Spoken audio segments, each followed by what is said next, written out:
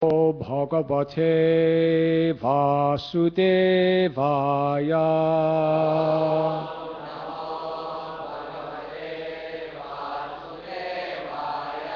Om Namo Bhagavate Vasudevaya.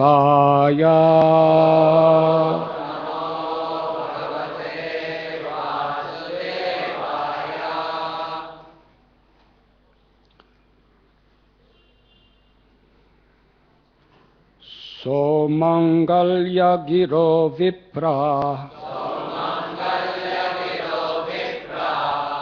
Sutta Maghadabandinaha Gayakascha Jagur Nedhur Bhairyo Dundu Bhayo Muhu. So Mangalya Giro Vipra Sutta Maghadavandinaha Kayakascha Jagur Nedhur Bhairyo Dundu Bhayo Muhu.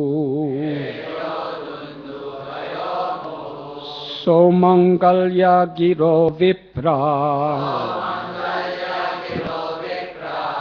Sutta Maghadavandina Gayakascha Jagur Nedhur Bhairyo Dundu Bhayo Muhu.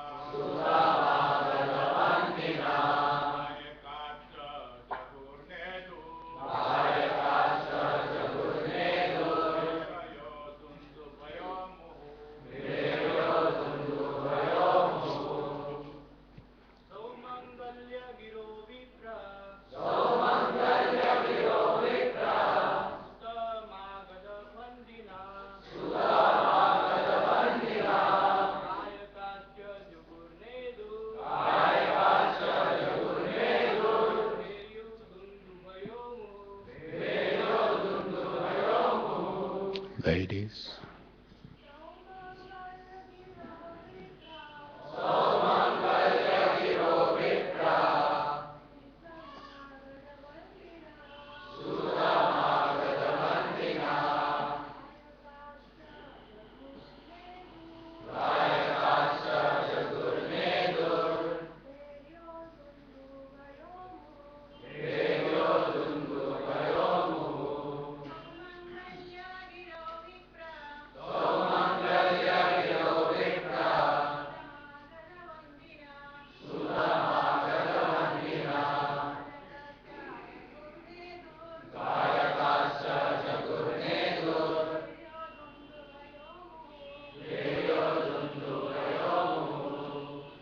Mangalya Gira, whose chanting of mantras and hymns purified the environment by their vibration. Vipra, the Brahmins. Sutta, experts in reciting all the histories. Magadha, experts in reciting the histories of special royal families. Vandana, general professional reciters. Gayaka, singers. Cha, as well as Jagu, chanted, Nedhu, vibrated, Bhairaya, a kind of musical instrument, Dundubhaya, a kind of musical instrument, Muhu, constantly. The Brahmins recited auspicious Vedic hymns, which purified the environment by their vibration. The experts in reciting old histories like the Puranas, the experts in reciting the histories of royal families, and general reciters all chanted, while singers sang and many kinds of musical instruments like the bharis, dundubis played in accompaniment. Braja samrista samstika dwara jira grihantaraha chitradvaja pataka srak shaila pallavathoranai. Brajapur, the residence of Nanda Maharaj, was fully decorated with varieties of festoons and flags, and in different places gates were made of varieties of flower garlands, pieces of cloth, and mango leaves. The courtyards, the gates near the roads, and everything within the rooms of the houses were perfectly swept and washed with water. Gavo Brisha Vatsatara Haridra Thaila Rushita Vichitra Dhatu Bharhasag Vastrakanchana Malina. The cows, the bulls, and the calves were thoroughly smeared with a mixture of turmeric and oil, mixed with varieties of minerals. Their heads were bedecked with peacock feathers, and they were garlanded and covered with cloth and golden ornaments. Purport by His Divine Grace, A.C. Bhaktivedanta Swami Prabhupada. The Supreme Personality of Godhead has instructed in Bhagavad Gita 1844, Krishi go rakshavan ijam, vaishya karamasvabhavajam. Farming, cow protection, and trade are the qualities of work for the Vaishyas. Nanda Maharaj belonged to the Vaishya community, the agriculturist community. How to protect the cows and how rich this community was is explained in these verses. We can hardly imagine that cows, bulls, and calves could be cared for so nicely and decorated so well with cloths and valuable golden ornaments. How happy they were. As described elsewhere in the Bhagavatam, during Maharaj Yudhisthira's time, the cows were so happy that they used to muddy the pasturing ground with milk. This is Indian civilization. Yet in the same place, India, Bharatvarsha, how much people are suffering by giving up the Vedic way of life and not understanding the teachings of Bhagavad Gita.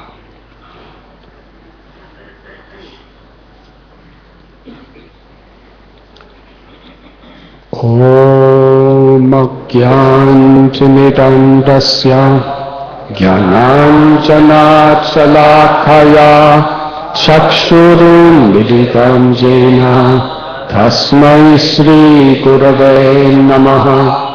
Sri Chaitanya Manabhishtam Sthapitam Yena Bhutale Swayam Rupa Tadamayam Tadati Swapadantikam Vandeham Sri Guru Sri Jutha Padakamalam Sri Guru Vaishnavamscha Sri Rupam Sagrajataham Sahagana Raghunatham Vitam Tham Sajivam Sadvaitam Sapadutam Parijana Sahitam Krishna Chaitanya Devam Sri Radha Krishna Padan Sahagana Lalita Sri Vishakman Vidamscha He Krishna Karuna Sindhu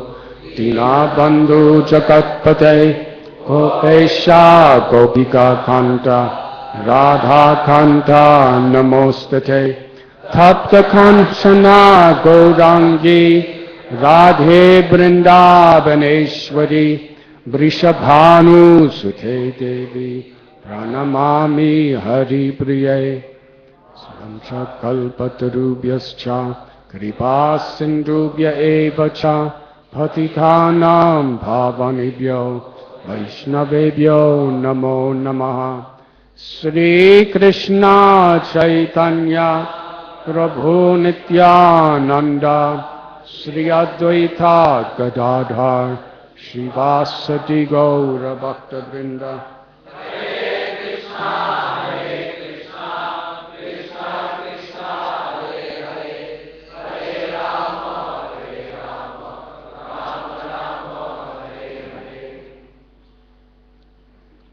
The cows, the bulls, and the calves were thoroughly smeared with a mixture of turmeric and oil, mixed with varieties of minerals.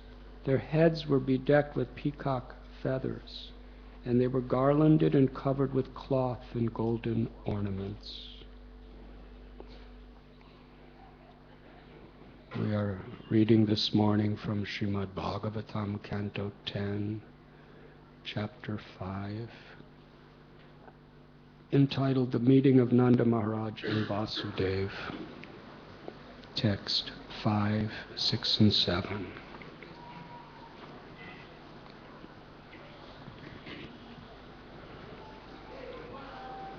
The festivities of Krishna's birth celebration are herein being described by Sri Shukadev Goswami to Parikshit Maharaj. Parikshit is just days away from death. He was cursed to die in 7 days. He went to the bank of the Ganga, and there, with the blessings of great Mahatmas from all directions, they came to inspire him, encourage him, offer their gratitude to him, because he was a great king.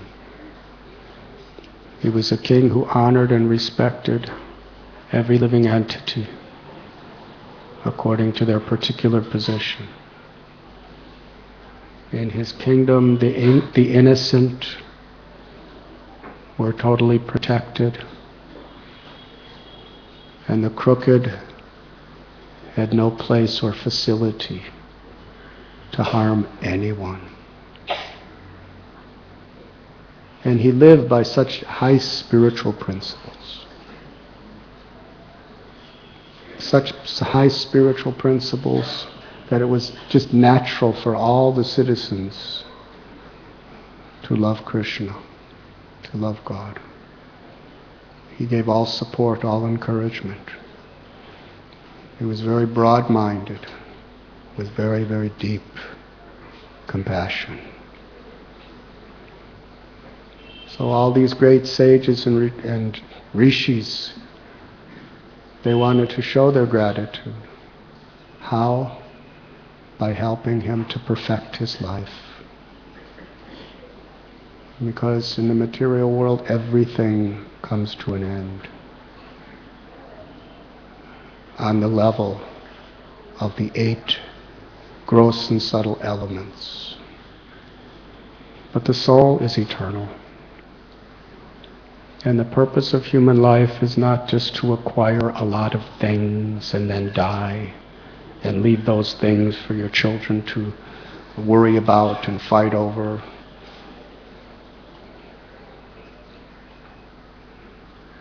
The purpose of human life is to live in this world and die from this world in a state of consciousness where we could return to our eternal blissful spiritual nature. Parikshit Maharaj was happy with the curse to die, because he can set the ultimate example to all of his citizens for all time to come. Yad yadacharati sthastad ad epitarochana. What great men do, common men follow. And a real leader is not a person who has any selfish motives. That's not a leader, that's an exploiter. Whatever position we're in, leadership means leading by example. Helping those who are under our care to understand what is really valuable in life. Tomorrow is the beginning of a new year. Tonight is New Year's Eve.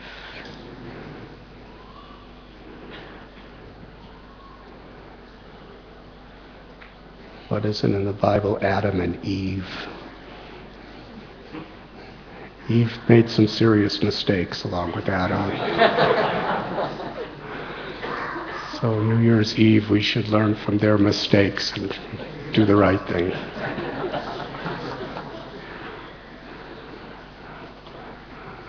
We should learn from our own mistakes too. And the mistakes of people around us, and the mistakes of people throughout history. And when we harmonize that with actual real leaders who are setting real examples, then the path of perfection is clear for us.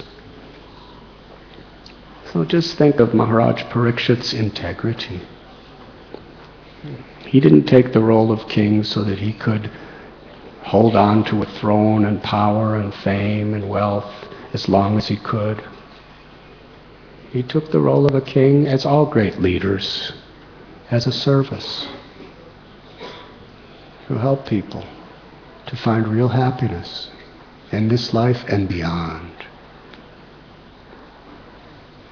That's what he looked forward to, leading an example. He lived for it and he was willing to die for it. Kali, the personification of irreligion, had no place in Maharaj Parikshit's kingdom because he was so powerful. But how did he use his power? He used his power to serve, to protect, to inspire, to help people to become truly God conscious and compassionate to each other, because that's what he was. So it is the virtue of wisdom that whatever opportunity, however dark or light it may seem, whatever the circumstance, we see it as an opportunity. And that's very easy if our motivation is to serve.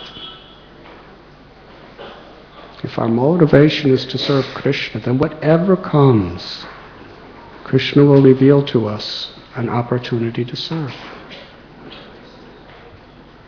Conditional devotional service is when things go my way, then I'm inspired to serve. But when things don't go my way, then somehow or other first I have to fix this and make it my way, then I'll be able to serve. But we learn from Guru, Sadhu and all the Sastras that actual devotional service is not at all like that. Whatever may come, we're looking for the opportunity of how we could best serve.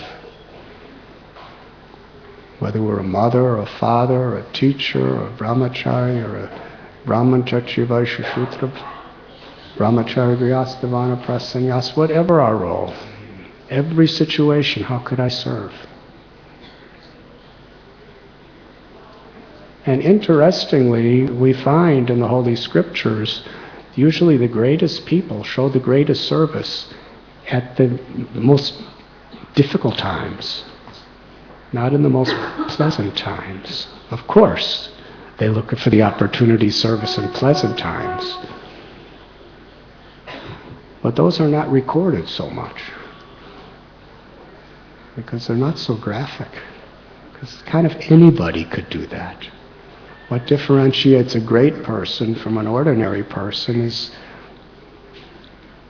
to see the opportunity to serve in an unselfish, offer our way to love, offer our love to the Lord in whatever situation comes. Ashlisya padaratham panashtavam. Sri Chaitanya Mahaprabhu prayed, my Lord, if you want, you can embrace me. If you like, you can trample on me. If you like, you can make me broken-hearted by not being present before me. You can do anything you like because I am your servant, unconditionally. Marobi, Rakobi, Bhaktivinoda Thakur, he echoed this same sentiment in a beautiful prayer. My Lord, if you like, you can save me. If you like, you can kill me. You have any way, you have the right to do anything you want with me because I'm your servant. So if we really are serious about the service, then we will see opportunity in every situation. So here's the king. His service was, he was excising taxes and giving them back to the citizens in a proper way. He was organizing militaries to protect the innocent. He was establishing laws. He was giving charity to people who were qualified of charity. He was doing everything for others. And then he was cursed to die in 7 days. Think about that. 7 days is, for us, 7 days means next Friday. Yes. How would you like it if somebody told you, you are 100% guaranteed to die on Friday? It's not much time.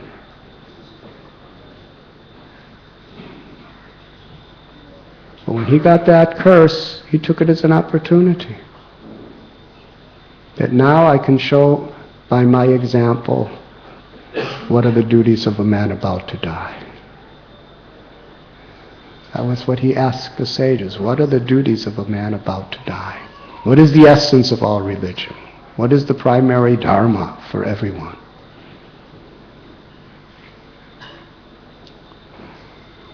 So he could teach his citizens and the whole world the most important of all lessons. And he was happy to die to do that. And here the 10th canto has begun recently. So that means he only has a couple more days to live. And Shukadev Goswami is describing the most glorious, festive celebration of Krishna's birth. And Shukadev and Parikshit Maharaj, he's obviously feeling ecstasy hearing about Krishna's birth, even though he's about to die. Birth and death seem like opposites, very contrary to each other. The dualities of material existence, everything temporary has a beginning and an end. There's creation, destruction, birth, death.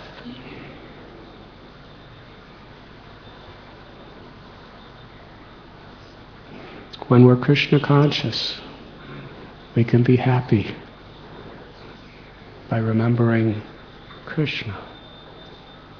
Krishna's being born constantly in some universe somewhere. And at the same time, Krishna has no birth, because he's sarva karana karanam. He's the cause of all causes. He's the source of everything that exists. Aham bija pratapita. He's the father of every living entity. Everyone in this world needs a mother and father of some species in order to be born. But Krishna has no father and mother. He's the source of everything that exists, yet he has a father and mother, eternally, just for the sake of loving pastimes. And when he comes into this world, he takes birth. And it's the most joyous festival. So here, Parikshit Maharaj is blissfully, just days from death, blissfully celebrating Krishna's birth.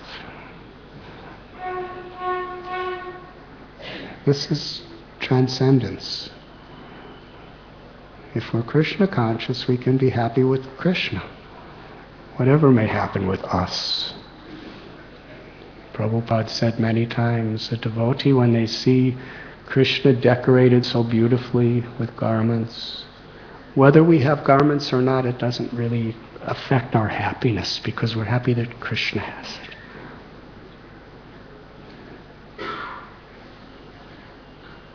When we see Krishna getting wonderful prasad, bhoga, when you're old, you may not be able to eat that much.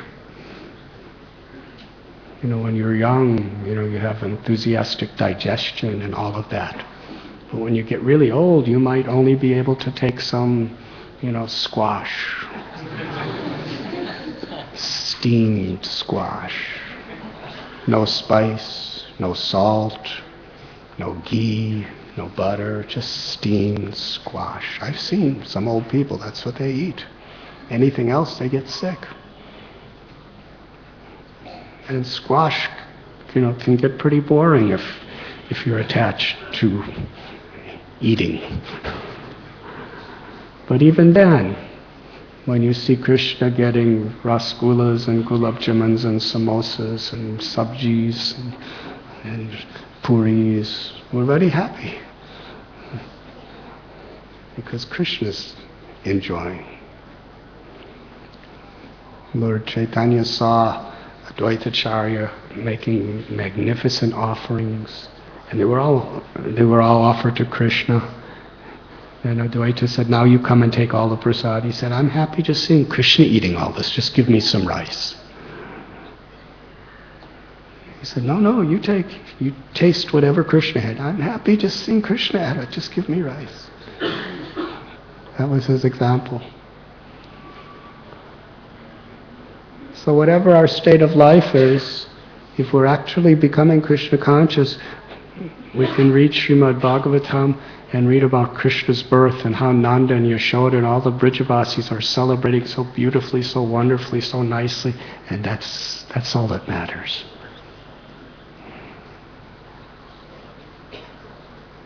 This is the Nitya Leela. Srila Prabhupada's example, if we read the diary of Jaladuta, Srila Prabhupada just had severe seasickness.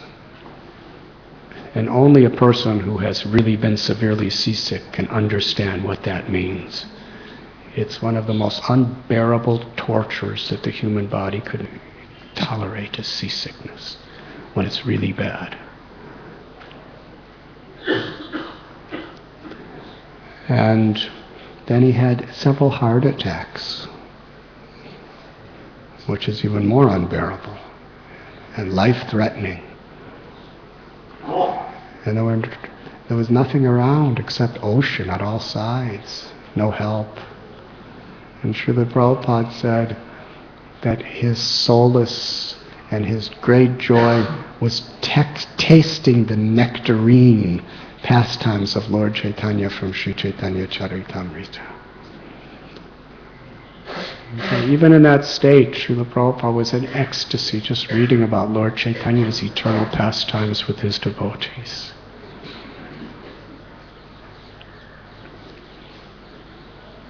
To put Krishna in the center. So here this incredible birth ceremony is being described. Nanda, Yashoda, and all the Brijabasis, the nature of their love.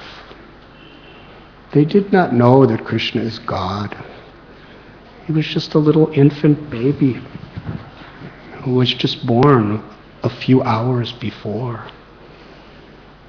And although he was unlimitedly beautiful, still, he had the size and the essential features of a baby that's just born a few hours before. Just a few hours later, or a day or two later, he killed Putana to demonstrate, even in that size, he's all-powerful. But they were not seeing him as all-powerful. They were seeing him as a completely helpless, beautiful little child, under their care, under their shelter. And they wanted all good fortune upon Krishna. Therefore, this wonderful celebration. They wanted every kind of blessing to be on little Gopal. And how do you receive blessings? By seva. Not by demanding blessings, but by seva. Blessings automatically come. By worshipping demigods, you get blessings of demigods. By serving the Supreme Personality of Godhead, it's like watering the root of the tree, and all the blessings of the demigods simultaneously automatically come. Forefathers, by the Brahmins, saintly people. So we are reading about how Nanda Maharaj was organizing this incredible celebration to bestow all blessings upon Krishna. It was so happy. Everyone was so happy. This is the nature of Vrindavan, where there's no envy. Everyone is happy for each other. Because we find all of the Brijabasis, they are at the peak of their satisfaction, seeing that Nanda and Yashoda have a beautiful son, like no other son. None of them were thinking, why is it not me? Why is Nanda and Yashoda's child getting all this attention? Why not mine? Because there's no envy. Paradukkha dukkhi. Another's happiness is our happiness. That's Krishna consciousness. To the degree we had developed this consciousness individually and collectively, Srila Prabhupada explains, we are living in Vaikuntha. Because this material world is a place of envy. And the spiritual world is a place where there is no envy. So when we are actually well-wishers celebrating each other's good fortune, we're in the spiritual world. If Krishna's in the center. But even if we're in a temple, even if we're on the altar, putting flowers in Radharani and Krishna's hair, if we have envy in our heart toward anybody, we're just rotting in the material world.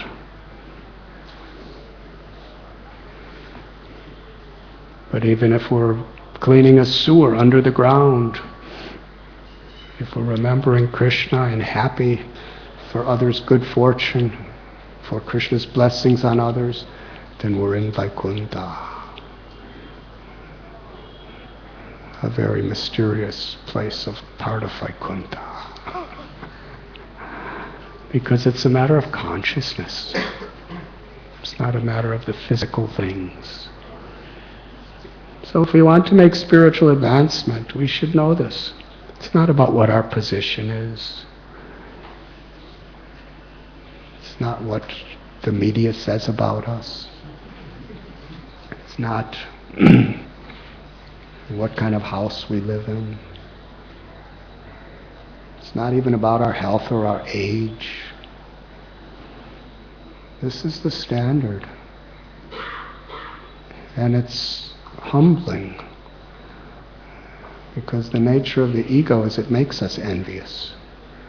But for a devotee, when we see envy in our heart, it makes us humble, because we realize, I'm so far away.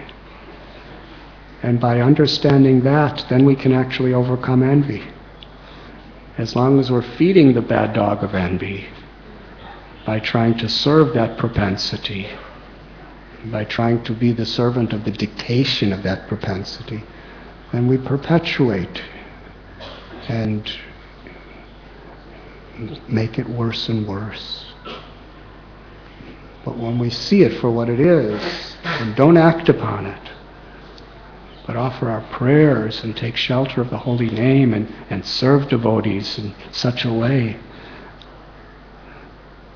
then we can actually, by the grace of Krishna, because that's our desire. If we simply have the desire, Krishna helps us overcome it.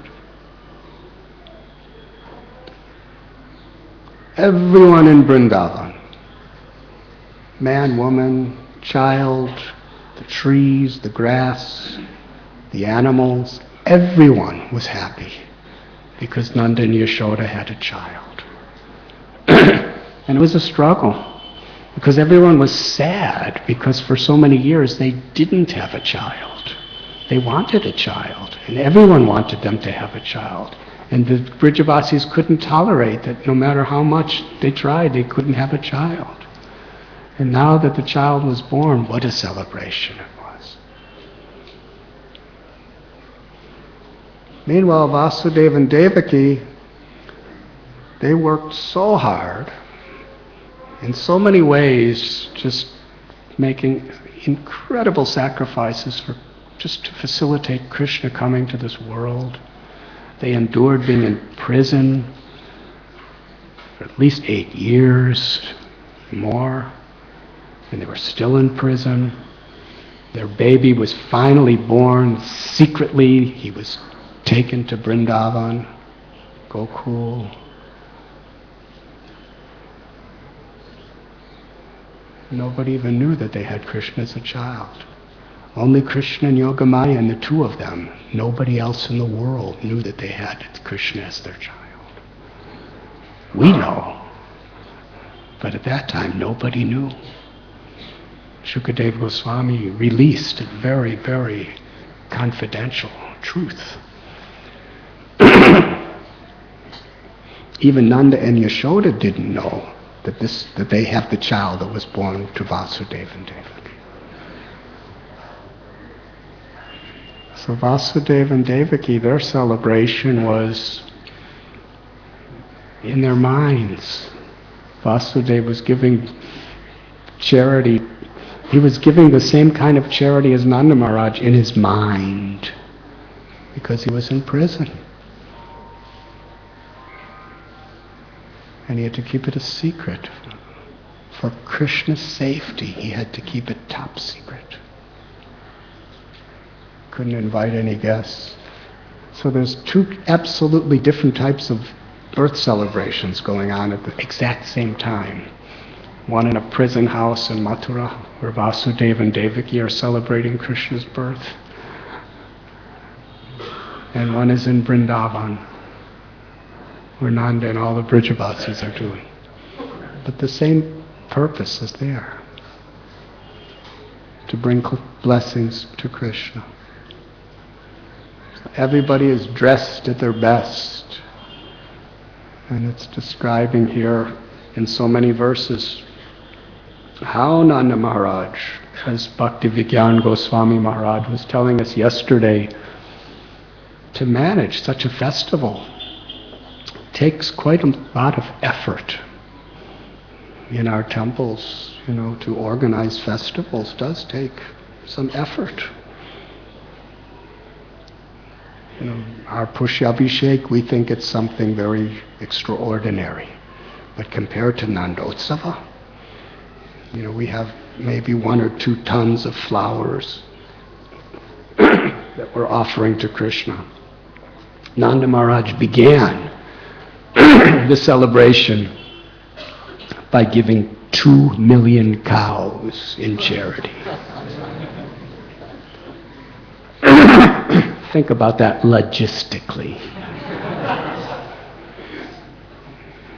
And he gave the cows in such a way that every single cow was decorated.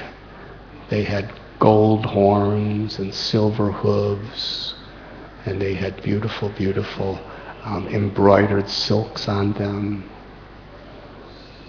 And it describes here how they thoroughly smeared a mixture of turmeric and oil mixed with varieties of minerals. Their heads were bedecked with peacock feathers, and they were garlanded and covered with cloth and golden ornaments. All of them. That takes some management.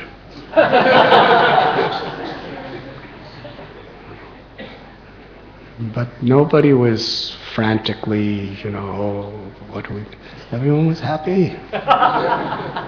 They may have been frantic, but even franticness is happy if it's for Krishna. Not just a lazy thing. Everyone was engaged. He was engaging all of Vrindavan in so many beautiful ways, and everyone was excited. And then 7 mountains of grains. Can you imagine if he gave 2 million cows? Can you imagine the size of these mountains of grains? And each of those was covered with incredible jewels and gold and silver, precious cloths.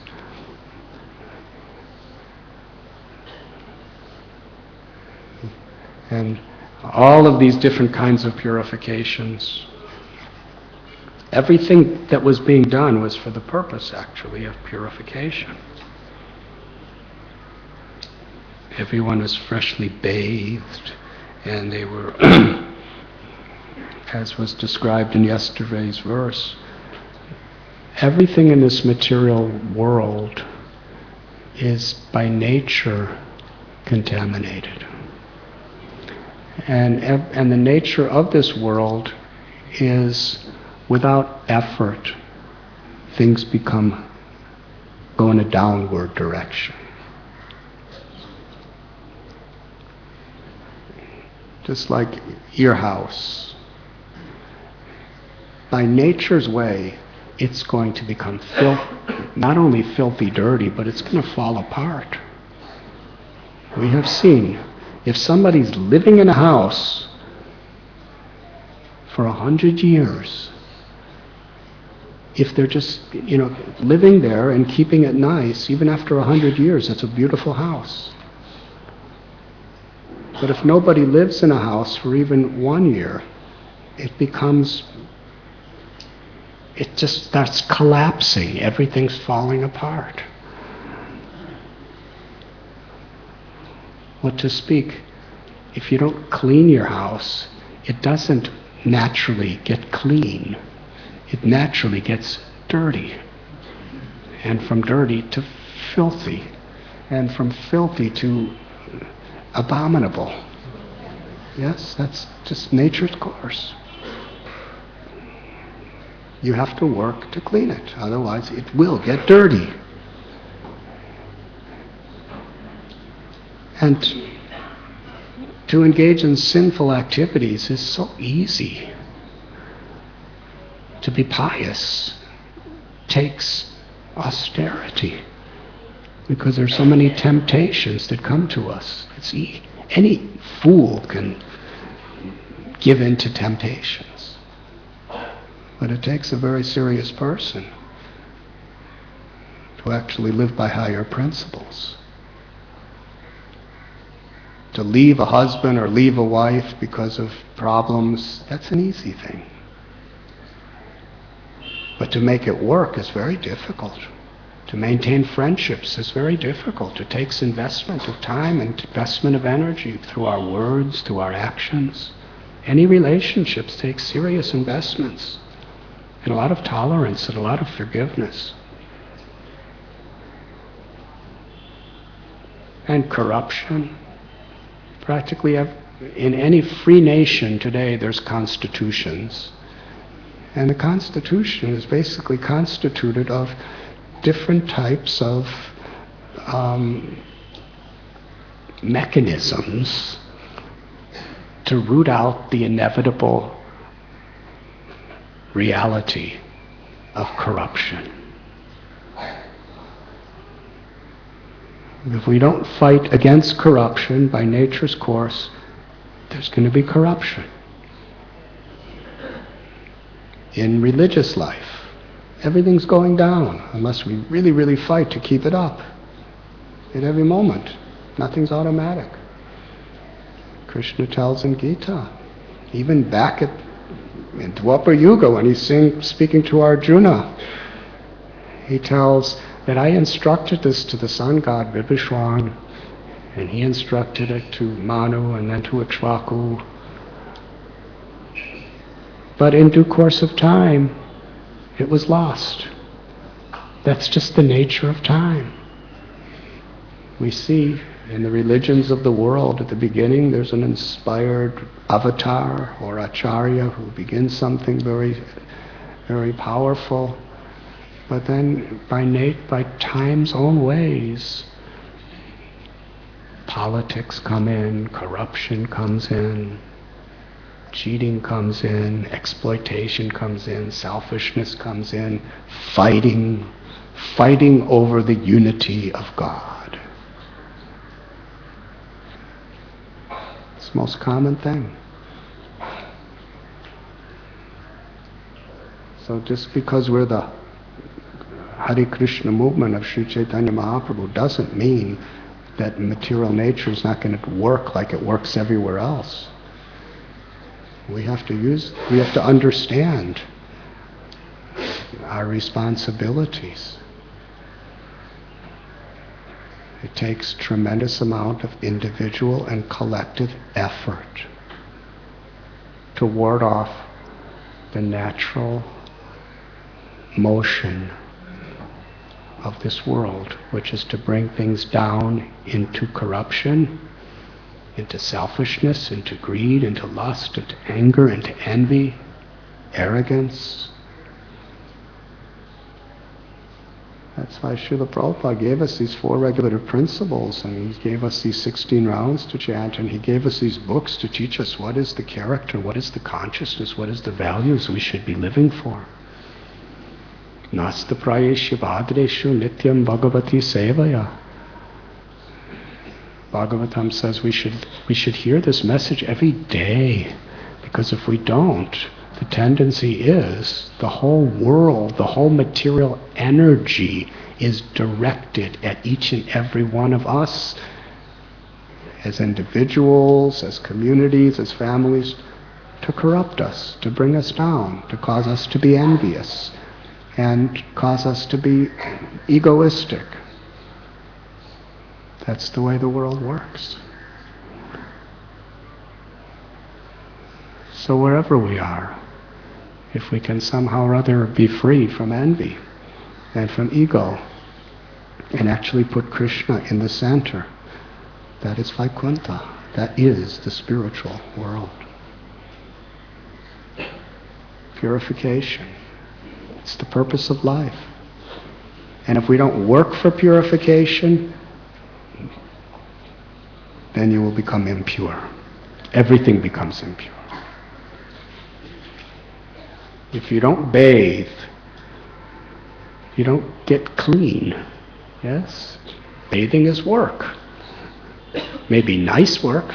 Work is fun if we have the right consciousness.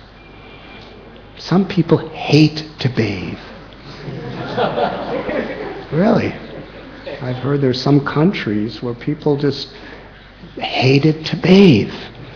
So they invented this thing called perfume. Well, they wouldn't have to bathe, because they would smell good, even if they didn't bathe.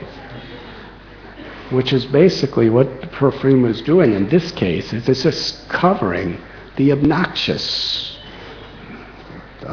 smells coming out of you. So if you don't bathe, you're miserable. Yes, it's just the nature of the world. And if you don't clean your house, it's a mess. If you don't take care of your garden, it becomes unsightly. If you don't take care of your health, yes, what is exercise?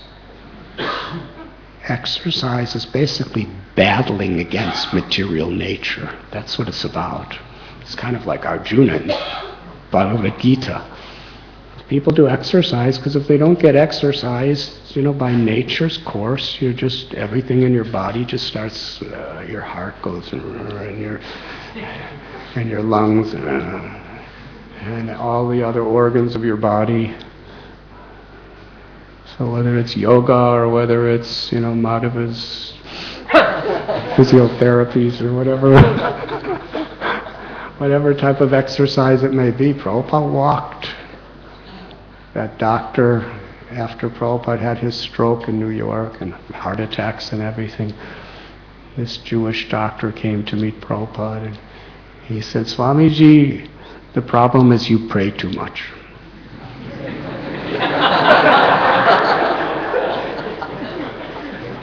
Now the devotees who heard him say this, they were very offended by this. They were, "Who is this doctor?"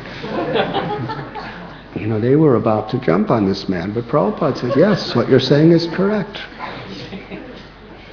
Prabhupada saw that what he meant is not that he shouldn't pray so much.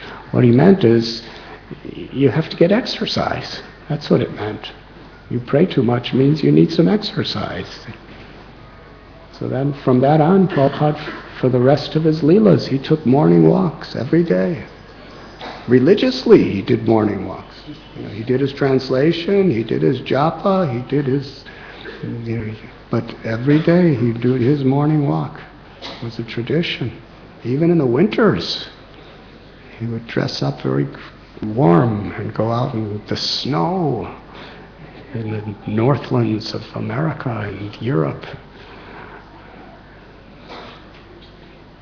Because if you don't exercise, body by its own natural way just becomes sick.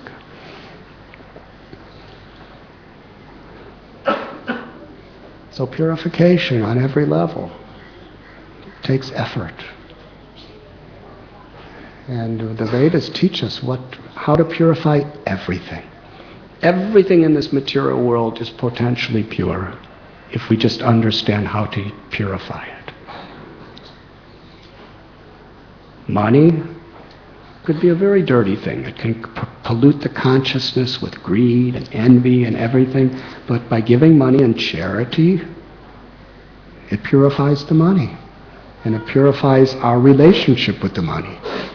And by giving it in money for the purpose of serving Krishna, it purifies it and makes it into devotional service. Not just Shuddha or Sattva Guna, but Shuddha Sattva Guna. So by water we clean our bodies, we clean our homes, we clean the temples. Through charity we clean our earnings. Through austerity we purify our senses and our mind. It says by satisfaction. When we're satisfied on a spiritual level more than anything else, that cleans the mind. Srila Prabhupada said, chant Hare Krishna and be happy. If we're happy, even in the most difficult situations, even in the most painful situations, if we can find happiness in chanting Krishna's names, in doing some seva for Krishna, in our gratitude to Krishna, we become immensely purified by that satisfaction.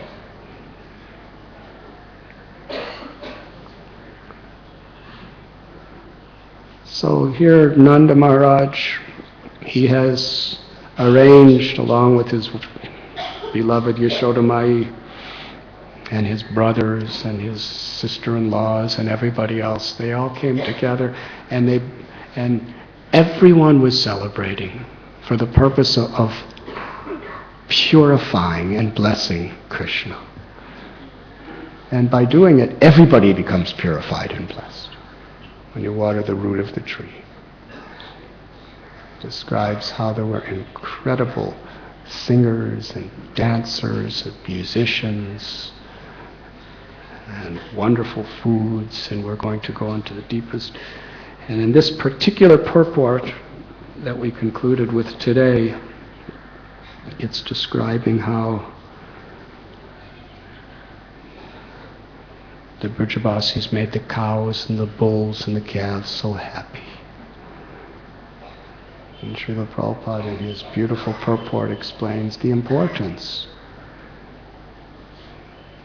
It wasn't just a ritual. Rituals are sacred and extremely powerful when we understand the purpose of the ritual and when we're actually fulfilling that purpose.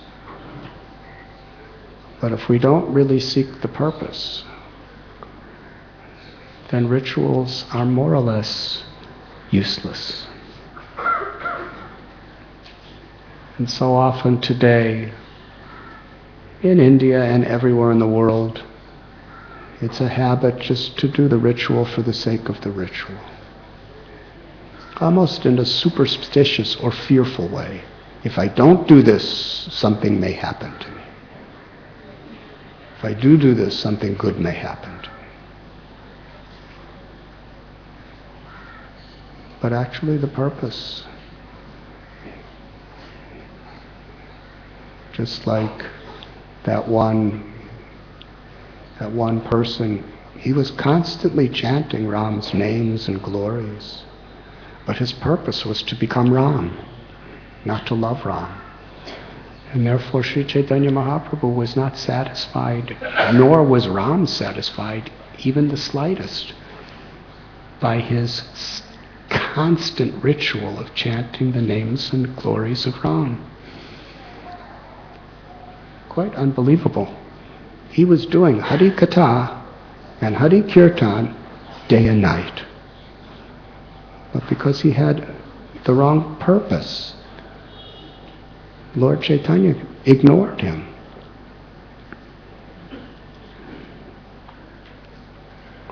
Whereas there are so many beautiful examples of others, who really, they didn't have the capacity to do such wonderful things, but because their purpose was right. Kolavecha Sridhar, he just sold banana leaves. But because his purpose was always for Krishna, even though nobody cared anything about him, the Lord had gave him the highest treasure. The Lord worshipped him.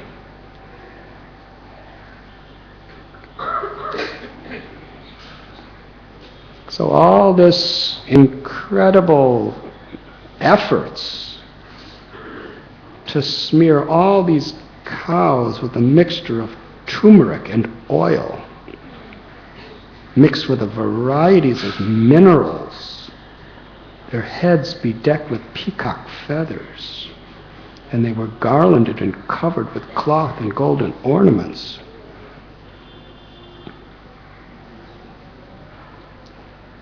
Later on, Krishna put peacock feather on his hair. But even before that, at least in the chronology of this particular avatar of Krishna, the cows were wearing peacock feathers. Haribol. Because they were the most beautiful thing in Vrindavan. They were natural. And what was the purpose? To make them happy. The cows were happy. Was it the peacock feathers and the turmeric and the oil and the gold and the silver that made the cows happy? Cows don't know the value of those things. Yes? I mean, I used to take care of cows. If you give a cow a gold necklace, she'll probably start eating it. Doesn't really know, and then she'll probably spit it out and think, give me some grass. Cow would rather have grass than a gold necklace, because you can eat grass. Now humans, we like gold necklaces. But if you're hungry and there's nothing else to eat, your gold necklace has no value at all. You would trade all the gold in the world in for one chowpatty if you were starving. Yes? Because things have a value according to our perception. We put values on things. Just like in one place in the Srimad Bhagavatam, it describes how gold is like the stool of somebody who has jaundice. It's the same thing. Because it becomes very yellow. I don't know if you ever had jaundice, and even if you did, I don't know if you analyzed.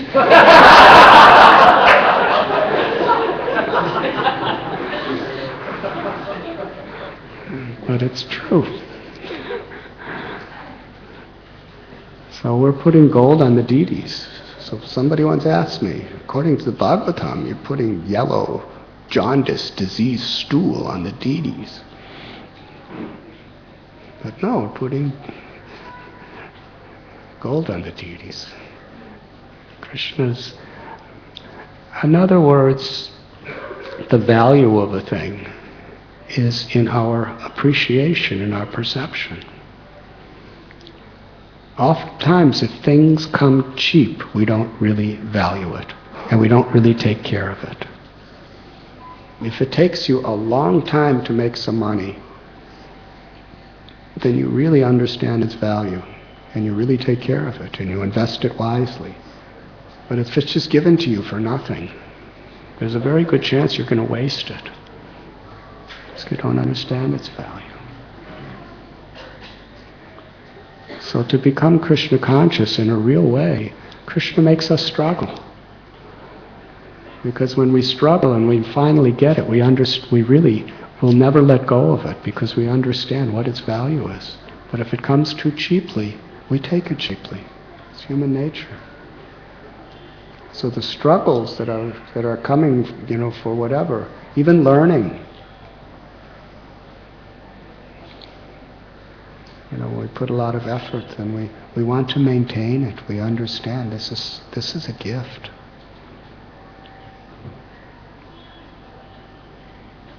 In this regard, the cows, what makes them happy is not the gold and the silver and the turmeric and the oil and the various minerals. It's the love. And love is not a cheap thing, either to receive or to give. If all they had was some grass to give the cows, and they gave it with love, the cows would be happy. But because they had facility for all these other things, by giving all those things to the cows, they had to have a lot of love for the cows. They had to have a lot of concern for the cows. They had to really have a lot of love for Krishna to give all this to the cows. Yes? To give diamonds and rubies and emeralds and jewels to cows, and then give the cows away. If that's what you're doing for Krishna, it takes love.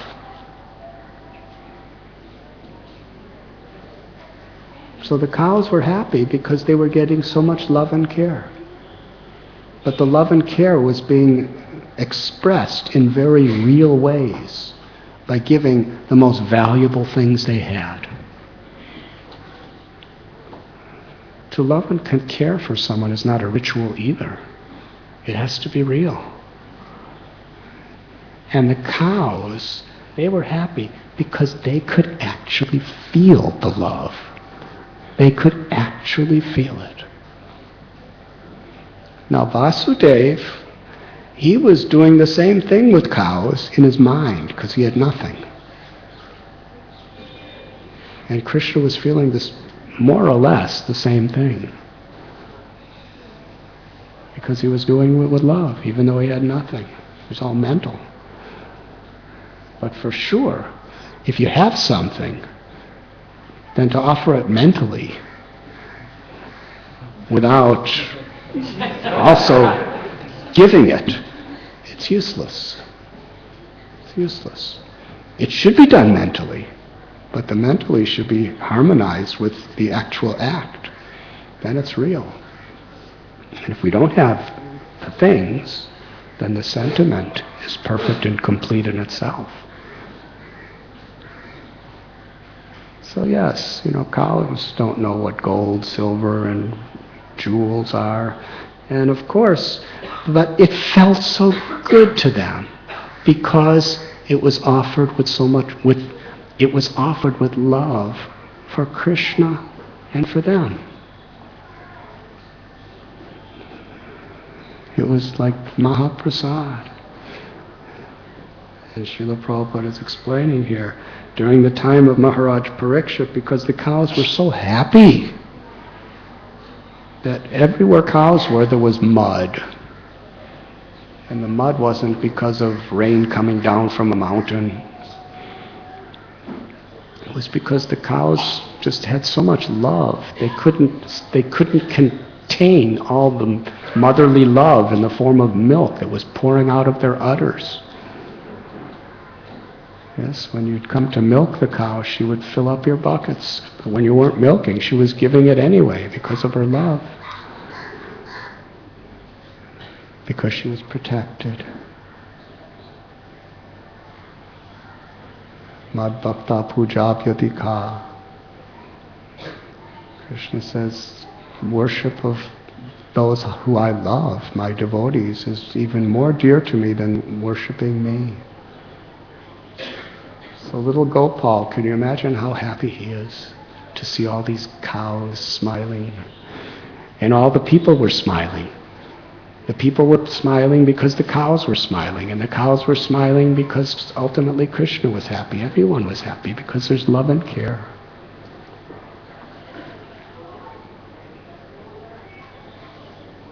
So this is not only an incredible explanation of the celebration of Krishna's birth, but also teaches us on our level how we can celebrate Krishna. We can celebrate Krishna's appearance within our lives, within our temple, within our community, at every moment. We may not be able to give everyone, all kinds of necklaces and jewels, but we understand the principle is making sacrifice to show love, to show care, to show concern. That's the real celebration of bhakti. That's what we find here at Nandotsava. And Srila Prabhupada explains in the Gita how it's so important for everybody according to their particular status in society to understand what pleases Krishna. And for Nanda and his community, protecting, pleasing, taking care of the cows and each other was how Krishna was pleased. It's not that the cows were protected and all the Brijabasis were neglected. Sometimes we just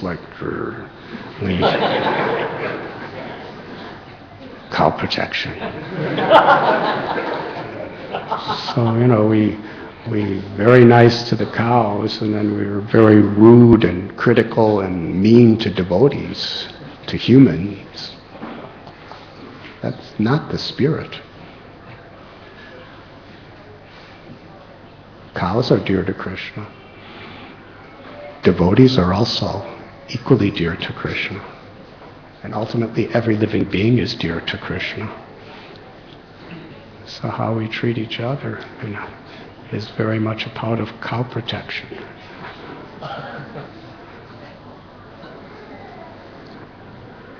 Nanda Maharaj made all the Brahmins happy. He made all the cows happy. He made all the Kshatriyas and Vaishyas and Shudras and everybody was happy. Because he was a leader. And we're all meant to strive to be leaders like this. And it was all ultimately because this is what makes Krishna happy. Love, care, expressed through real gestures of sacrifice and service to purify our hearts, to purify the world. That is Krishna consciousness. Is there any questions? Very fast. Yes.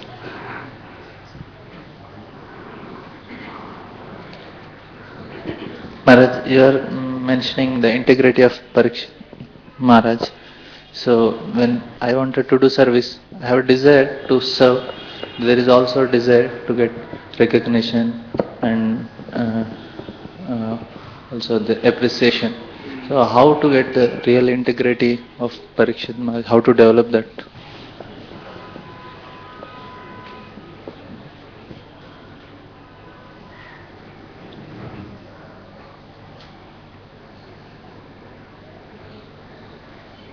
The nature of the soul is to love Krishna and to be loved by Krishna. Therefore, the nature of our consciousness is to give love and receive love. So when somebody appreciates us, it's an act of love. If it's without duplicity or ulterior motives. So it's natural that we want to please the Vaishnavas. And when people appreciate what we do, we feel that we're pleasing them. So that's a good thing. We shouldn't think I'm all puffed up and I'm egoistic because I want some encouragement, I want some appreciation. So that's natural. But at the same time, we have to build our spiritual life on a foundation where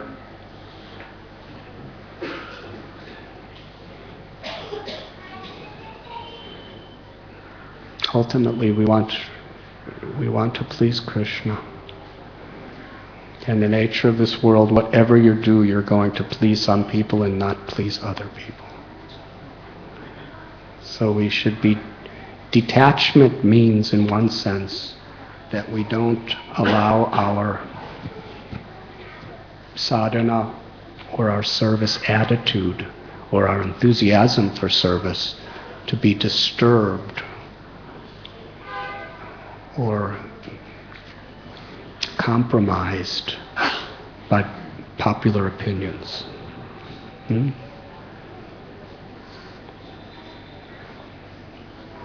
We see Prahlad Maharaj was not appreciated by his father.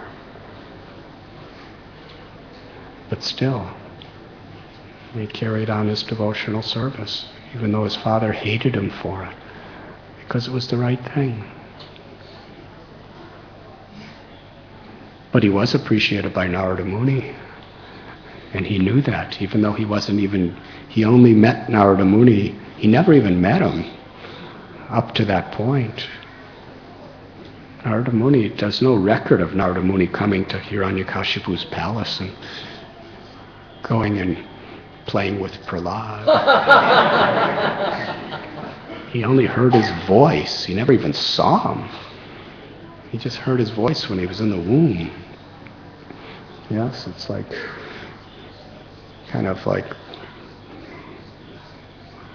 Gauranga Priya Prabhu I was speaking to yesterday. He's been quite ill, And he was just laying in bed listening to tapes and talking about how much he was appreciating so much the lectures of the tapes. That's kind of the way Prahlad was. He couldn't see Narada. He just heard him. And he understood it. He's with me. And I'm pleasing him.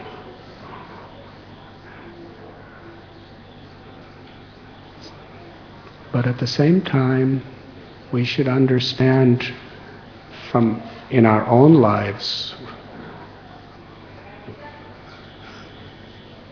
it's very important to appreciate others, because that's the way we show our love, and that's the way we encourage them. Bhakti is supposed to make our hearts soft, not hard. Some devotees, they won't give any appreciation to anyone because I don't want to make you puffed up. I don't want to make you attached to affection. You should just do your service because philosophically you're just supposed to do it without expecting anything in return. But that's not what we see in Chaitanya Mahaprabhu's Leela. They were really appreciating each other. They were really loving each other, and they were really celebrating each other's successes. Yes? So that's the way a community of Vaishnavas should be. But at the same time, we should not demand it or expect it, because it's just not the way our personal service should be unconditional. We want to please, and if people express their pleasure, we're grateful. And if they don't, we're grateful because Krishna wants me to serve in another way. But ultimately it's giving that we receive. Because we receive Krishna's pleasure when we give appreciation to others, not when we demand it for ourselves.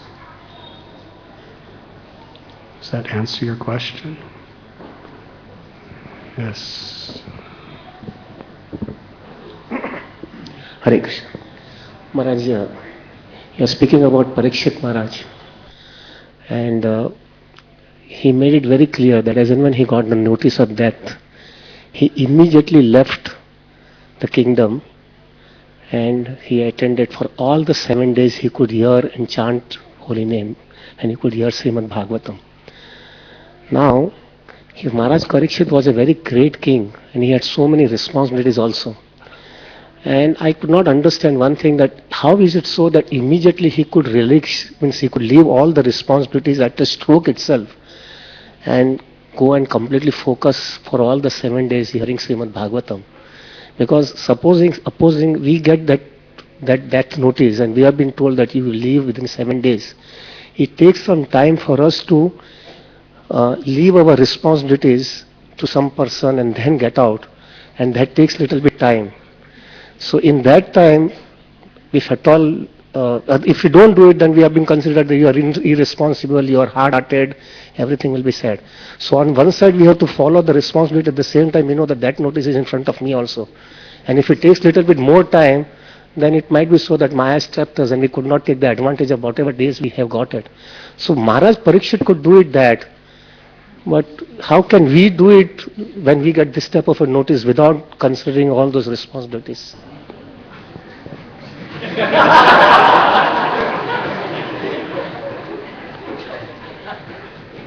Begin now, at this moment. Parikshit Maharaj was not just a reckless,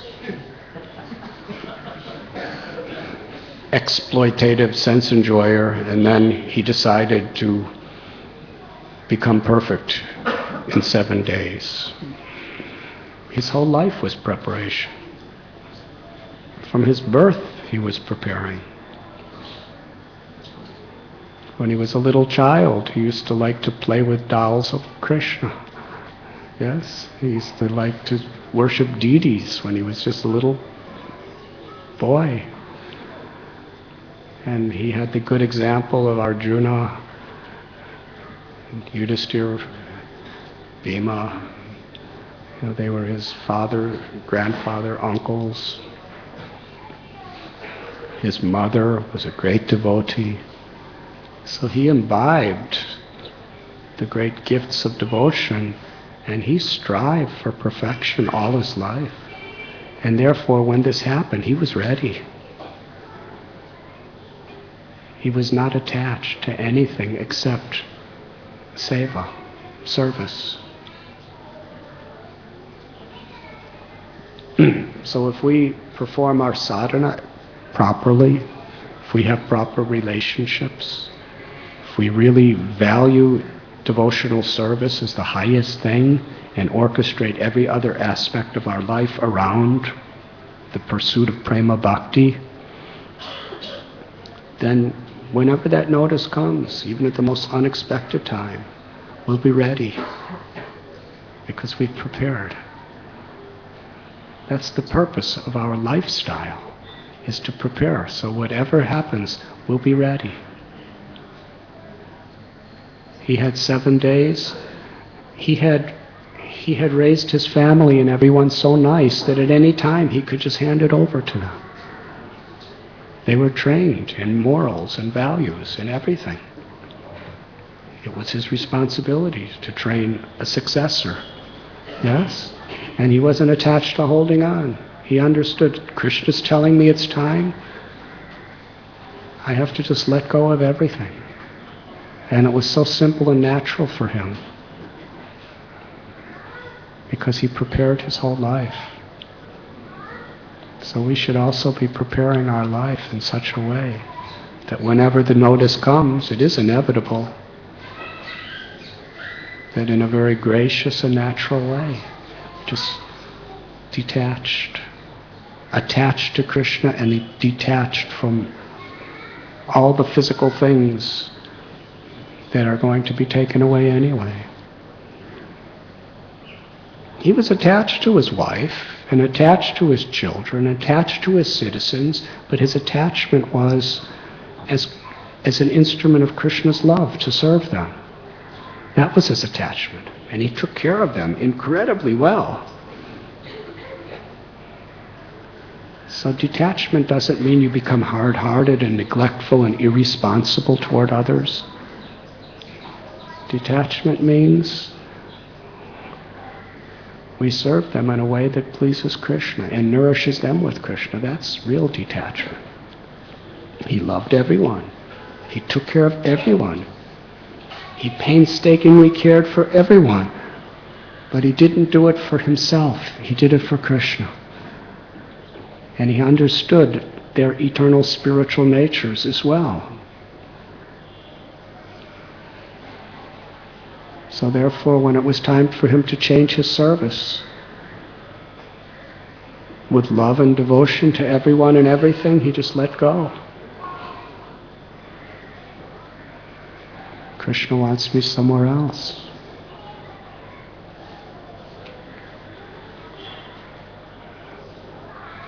Just seeing Ekavir Prabhu and Brajalila Devi, and I remember when I was with Bhakti Tirtha Swami Maharaj,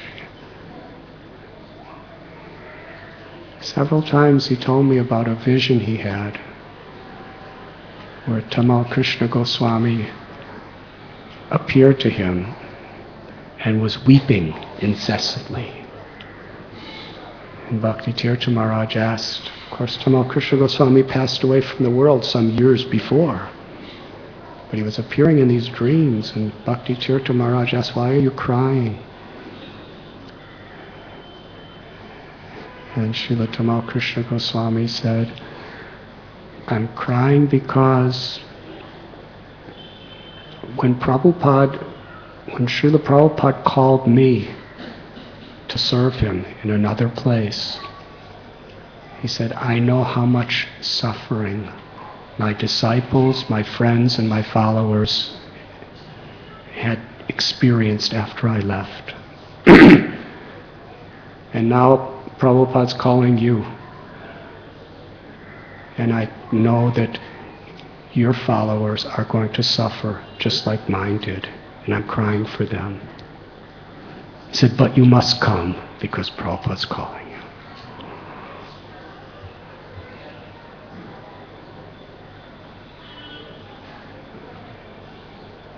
So there's love.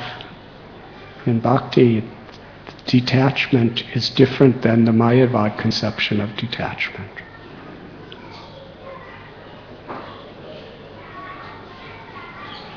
Total detachment from anything except what is the service to Krishna and the love for Krishna. But at the same time, deep concern and love, ultimately for every living being.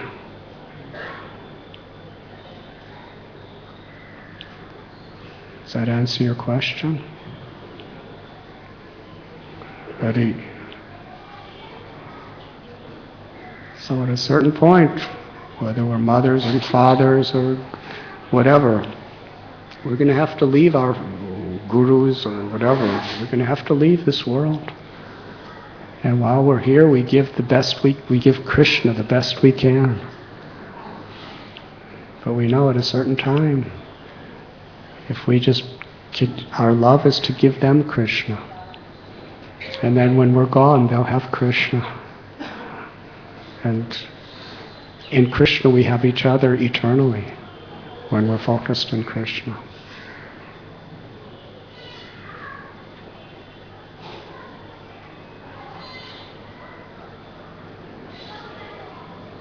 And that love and separation is actually one of the deepest forms of union. When we're crying in separation from our guru or a great soul. Tomorrow we will be having a memorial service for Yamuna Devi during the Sunday program. She loved the devotees of Radha Gopinath Temple so dearly, and many people here knew her so dearly, directly or indirectly. To cry in separation of a great soul is to be with them in the deepest level of our hearts. So there is no separation on the spiritual platform. Because separation is union, if it's based on love, with Krishna in the center.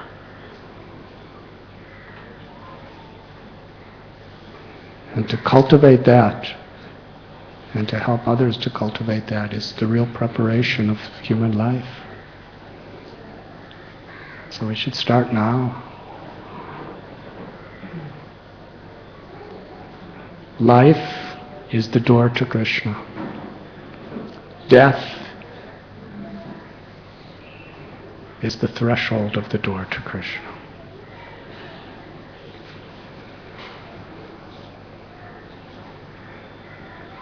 Thank you very much. Srila Prabhupada ki. Radhanath Swami Maharaj ki.